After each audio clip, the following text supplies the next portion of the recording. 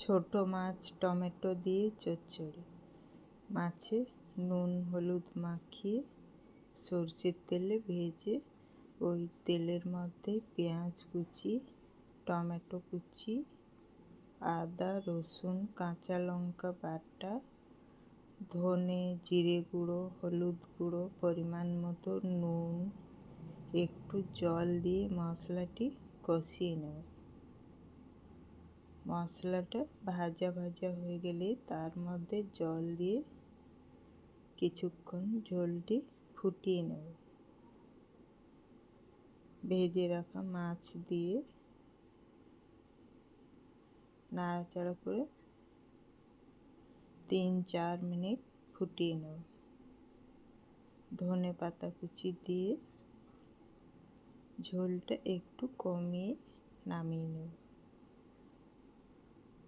Tomato দিয়ে ছোট মাছের চচ্চড়ি রেডি।